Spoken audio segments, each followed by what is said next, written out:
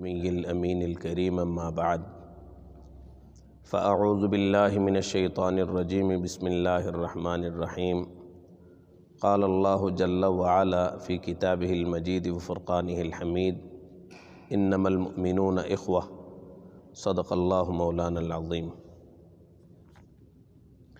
عزیزان محترم، اللہ رب العزت نے قرآن مجید میں ارشاد فرمایا، بے شک ایمان والے سب آپس میں بھائی بھائی ہیں۔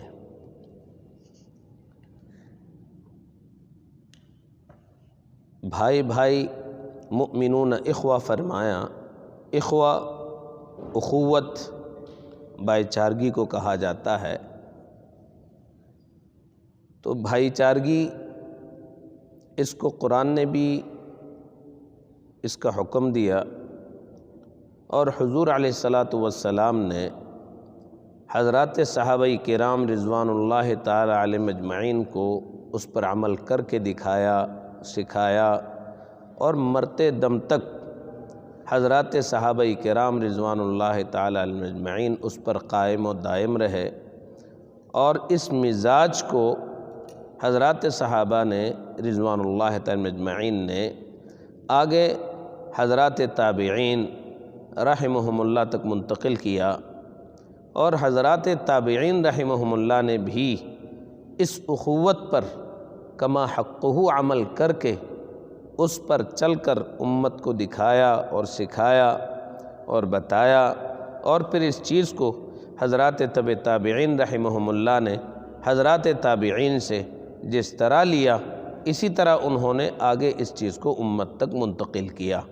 اور اس وقت کے آپ جب حالات کا مطالعہ کریں گے، جائزہ لیں گے، تو آپ کو یہ چیزیں ان تینوں ادوار خیر القرون میں کمال طور پر آپ کو ملے گا، اتم طور پر یہ چیزیں ملیں گی، اخوت اور بھائی چارگی ملے گی۔ حضرت عبداللہ ابن عباس رضی اللہ عنہما کے بارے میں آتا ہے کہ وہ ایک غلام خریدا کرتے تھے اور ان کو بہترین تعلیم دیتے، تعلیم دینے کے بعد انہیں عالم بنا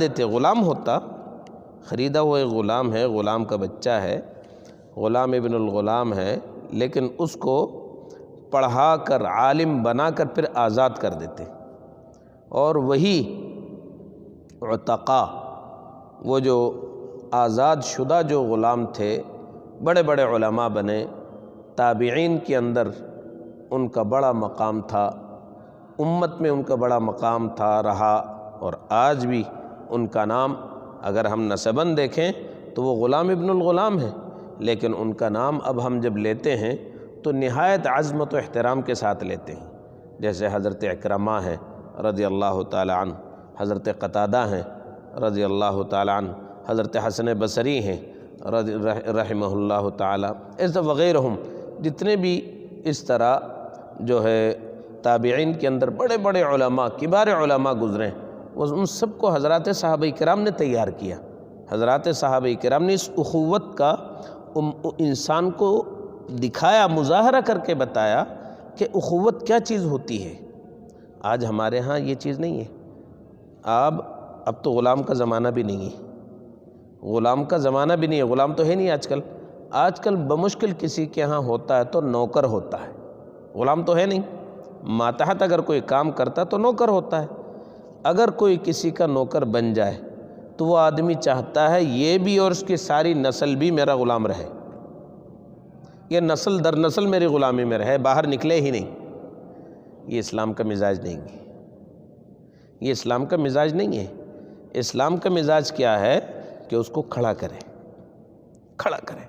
صرف علمی میدان میں، میں نے تو علم کا بتایا نا، صرف علمی میدان نہیں، عملی دیگر دین کے دنیا کے شعبے جات میں بھی، تجارت میں بھی، زراعت میں بھی، حرفت میں بھی اس طرح کیا، ان کو آگے کھڑا کیا۔ تاجر تھا، بڑے تاجر تھے، پیسے والے تھے، اپنے غلام کو آزاد کیا، پیسہ دیا، تجارت کرائی، اس کو سکھایا اور اس کو بڑا تاجر بنا دیا۔ وہ آزاد شدہ غلام ہے اور تاجروں کا سردار بن گیا۔ تو یہ چیز صحابہ کرام نے اخوت کا ایسا بہترین ایک نمونہ مظاہرہ کیا جو ہم اس وقت تصور بھی نہیں کر سکتے۔ اب تو غلام نہیں ہے نا، نوکر ہے، نوکر کو ہم غلام سے زیادہ رذیل سمجھتے ہیں، نوکر کو غلام سے زیادہ، ماتحتوں کو غلام سے زیادہ ذلیل اور رسوا سمجھتے ہیں، ذلیل سمجھتے ہیں، انہیں ذلیل کرتے ہیں، حالانکہ وہ انسان ہے، ذلت کی اجازت نہیں ہے کہ آپ انہیں ذلیل کریں، انسان ہے، اس کا احترام ہے۔ حضرت ابو ذر غفاری رضی اللہ عنہ، ابو ذر غفاری رضی اللہ تعالیٰ عنہ موجود ہے کہ کس طرح ان کے ساتھ ہوا، کہ انہوں نے کیا کیا، حتیٰ کہ وہ ربضہ کے اندر رہتے تھے۔ ایک راوی فرماتے میں گیا ان سے ملنے کے لیے وہاں، تو دیکھا وعلیہ حلۃ، ان کے اوپر بھی جو لباس تھا وہی لباس جو کہ حضرت ابو ذر رضی اللہ عنہ پر ہے، وہی لباس ان پر۔ تو اس نے کہا دیکھو میں نے اور کیا نام ہے نبی علیہ السلام سے یہی سنا ہے۔ اب میں خلاصتاً بتاتا ہوں، ایک صرف الفاظ حدیث نہیں سنانا چاہ رہا، پورا مزاج بتانا چاہ رہا ہوں۔ تو جو ساری احادیثوں کا خلاصہ جو انہوں نے سیکھا حضرت ابو ذر رضی اللہ تعالیٰ عنہ نے، اسی کو عمل میں وہ اپنے عمل میں وہ لے کر آئے کہ جو غلام ہے اس کے ساتھ ویسے ہی برتاؤ کرو جیسے خود اپنے لیے چاہتے ہو، کیونکہ ہم بھی تو اللہ کے غلام ہیں نا، ہم بھی تو کسی کے غلام ہیں۔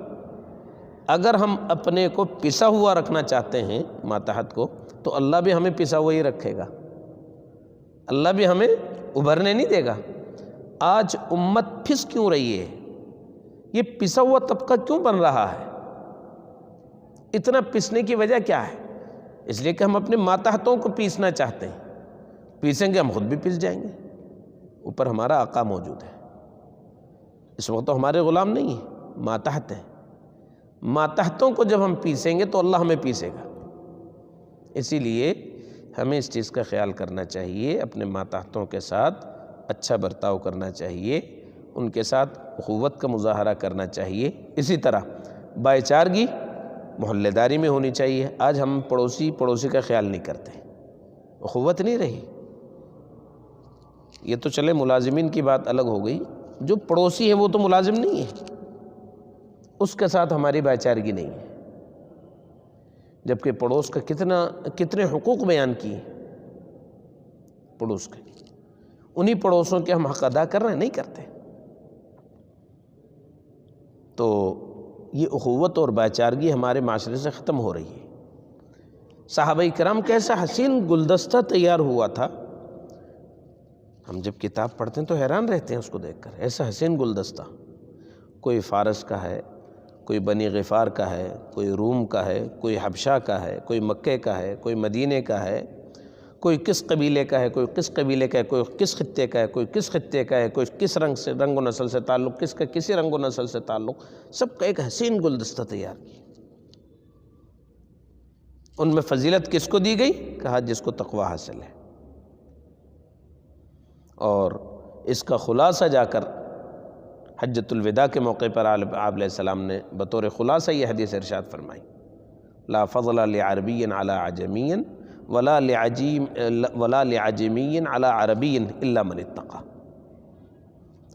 کسی عربی کو عجمی پر اور کسی عجمی کو عربی پر کوئی فضیلت نہیں، ہاں فضیلت ہے تو تقوی پر ہے، تقوی ہے تو غلام بھی افضل ہے، تقوی نہیں تو اعلیٰ نسل سے ہو کر بھی اس کی کوئی حیثیت نہیں۔ ابو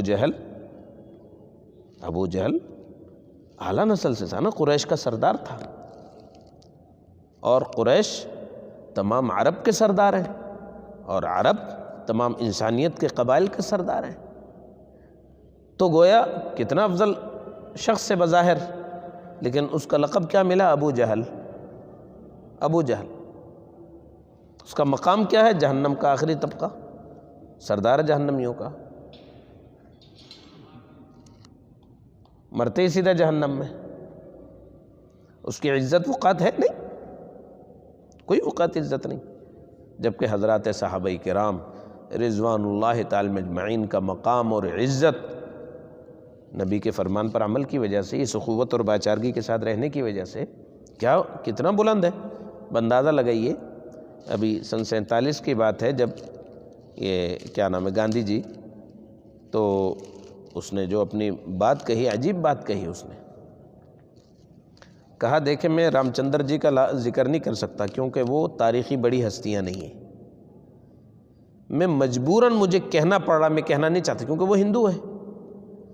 کہا اگر میں کسی کا ذکر ایسے موقع پر کرنا چاہوں، کوئی ایک مثالی صاحب اقتدار اور حکمران کی مثال پیش کرنا چاہوں تو وہ ابوبکر و عمر ہے.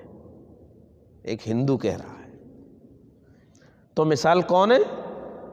ابوبکر اور عمر ہے کہ ان کا ملک جو تھا کتنا بڑا تھا، کتنے بڑے رقبے پر ان کی حکومت تھی، اور وہ کیسے تھے، وہ خود کس طرح رہے، ان کا کیا طرز زندگی رہا، ان کا کیا طریقہ کار رہا، کس طرح انہوں نے زندگی بتائی اس اقتدار کے دور میں. وہ مثال ہے. میں اور کسی کا مثال نہیں پیش کر سکتا. کون کہہ رہے ہیں؟ گاندھی جی کہہ رہے ہیں. اب بتائیے. تو لیکن افسوس کی بات ہے، ہم مثال کس کی دیتے ہیں؟ پتہ نہیں کس کی دیتے ہیں. کبھی کوئی امریکہ کا دیتا ہے، کوئی بھی چائنا کا دیتا ہے، کبھی کوئی سنگاپور کا دیتا ہے، کوئی جاپان کا دیتا ہے، کوئی کس کا دیتا ہے، کوئی کس کا، پتہ نہیں کس کا دیتا ہے. جاپان اس وقت دنیا کا مقروض ترین ملک ہے جس کی ہم مثال دیتے ہیں. 9.2 کھرب ڈالر کا مقروض ہے جاپان. اتنا مقروض دنیا میں کوئی نہیں فیصد کے لحاظ سے. اپنی جے ڈی پی کا 206